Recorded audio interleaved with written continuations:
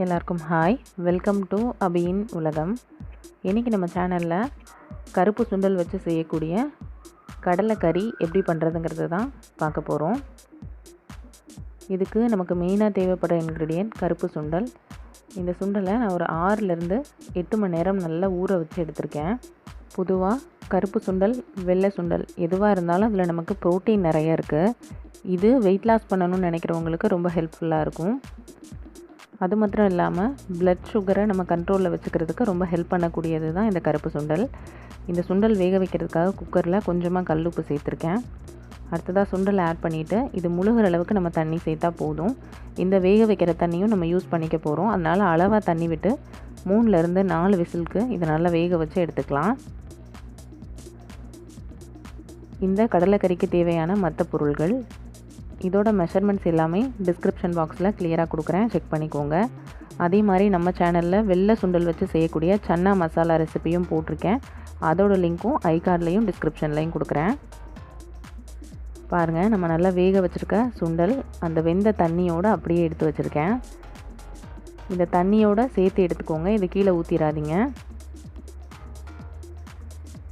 2 medium size இருக்கக்கூடிய தக்காளி, 2 பெரிய வெங்காயம் நல்லா ஃபைனாக சாப் பண்ணியிருக்கேன். இந்த ரெசிபிக்கு பெரிய வெங்காயம், சின்ன வெங்காயம் ரெண்டுமே சேர்த்தா தான் டேஸ்ட் நல்லாயிருக்கும். கார்னிஷிங்க்கு கொஞ்சமாக மல்லி இலை எடுத்திருக்கேன். ஒரு சின்ன சில்லு தேங்காய், அதை இந்த மாதிரி கீரி எடுத்து வச்சுருக்கேன். 10-12 சின்ன வெங்காயம், 2 இன்ச் போல் இருக்கக்கூடிய இஞ்சி, 10-12 பூண்டு. இந்த கடலைக்கறிக்கு நம்ம ஃப்ரெஷ்ஷாக பேஸ்ட் ரெடி பண்ணிவிட்டு அரைச்சிக்க போகிறோம். அந்த பேஸ்ட்டுக்கு 1 டேபிள்ஸ்பூன் மல்லித்தூள், 1/4 டீஸ்பூன் மஞ்சள் தூள், 1/4 டீஸ்பூன் மிளகாய்த்தூள். மிளகாய்த்தூள் கம்மியாகவே எடுத்துக்கோங்க, நம்ம வரமிளகாயும் சேர்க்க போகிறதால. 3 வரமிளகாய் எடுத்திருக்கேன். நம்ம வாசனைக்கு இது கூட ஒரு பச்சை மிளகாயும் சேர்த்து போட போகிறோம். அதனால் இது எல்லாமே சேர்த்து காரம் சரியாக இருக்கும். ஒரு ஏலக்காய், ஒரு சின்ன துண்டு பட்டை, 2 கிராம்பு, 1 டீஸ்பூன் சோம்பு, 1/2 டீஸ்பூன் சீரகம், 1/2 டீஸ்பூன் மிளகு. இது கூட நம்ம தேங்காய், இஞ்சி, பூண்டு, வெங்காயம் இதெல்லாம் சேர்த்து அரைச்சிக்க போகிறோம். தாளிப்புக்கு 1/2 டீஸ்பூன் கடுகு, உளுந்து, 1 கொத்து கருவேப்பிலை. ஃபஸ்ட் நம்ம மசாலா அரைக்கிறதுக்கு லைட்டாக வறுத்துட்டு அரைச்சிக்கலாம். அதுக்கு கொஞ்சமாக தேங்காய் எண்ணெய் சேர்த்துக்கிறேன். இதில் நம்ம எடுத்து வச்சுருக்க பட்டை, கிராம்பு, ஏலக்காய், சோம்பு, சீரகம், மிளகு, வரமிளகாய் இதெல்லாம் சேர்த்துடலாம். அடுப்பை மீடியம் ஃப்ளேமில் வச்சுக்கோங்க.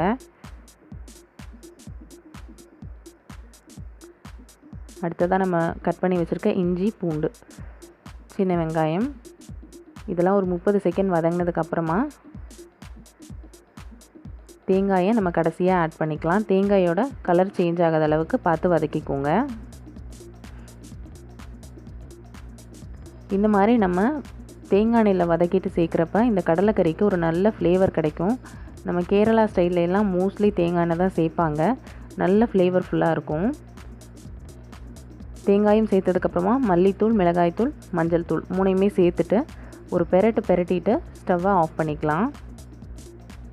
ரொம்ப நேரம் வதக்கிட்டே இருந்தோம்னா கசப்புத்தன்மை வந்துடும், மசாலாவும் கருகிடும். இது ஆறுனதுக்கப்புறமா நல்லா மிக்ஸி ஜாரில் போட்டு ஃபைன் பேஸ்ட்டாக கொஞ்சமாக தண்ணி சேர்த்து அரைச்சி எடுத்துக்கலாம். அடுத்ததாக கடலைக்கறி தாளிக்க ஸ்டார்ட் பண்ணிடலாம். நம்ம கடலை வேக வச்ச குக்கர்லேயே ஒரு 2 டேபிள் ஸ்பூன் கோகோனட் ஆயில், தேங்காய் எண்ணெய் சேர்த்துக்கிறேன். எண்ணெய் சூடானதுக்கப்புறமா கடுகு, உளுந்து, கருவேப்பிலை இது பொரிஞ்சதுக்கப்புறமா பெரிய வெங்காயம், இதுவும் நமக்கு நல்லா டிரான்ஸ்பரண்ட்டாக வதங்கட்டும். ஒரு பச்சை மிளகாய் வாசனைக்காக சேர்த்துக்கலாம். இப்போ வெங்காயம் நல்லா வதங்கியாச்சு. அடுத்தது தக்காளி சேர்த்துடலாம். இது எல்லாமே ஒரு மாதிரி நல்லா மஷியாக வந்ததுக்கப்புறமா நம்ம அரைச்சி வச்சுருக்க தேங்காய் விழுது அதையுமே சேர்த்துடலாம். இந்த தேங்காய் விழுது நான் சுண்டல் வேக வச்ச தண்ணி சேர்த்து தான் அரைச்சிருக்கேன். நம்ம கடலைக்கறிக்கு ரொம்ப தண்ணி சேர்க்க முடியாது, சேர்த்தா குருமா மாதிரி வந்துடும். இதிலே நம்ம சுண்டல் வேக வச்ச தண்ணி, மிக்ஸி ஜார் கழுவின தண்ணி இந்த மாதிரிலாம் ஒரு டம்ளர் சேர்த்துருவோம். அதனால் முடிஞ்ச வர தண்ணியை மினிமமாக சேர்க்க பாருங்கள். இப்போ பாருங்கள், நம்ம தேங்காய் விழுதும் சேர்த்து அதோட கலர் சேஞ்ச் ஆகிற வரை ஒரு 2 நிமிஷம் நல்லா வதக்கி எடுத்தாச்சு.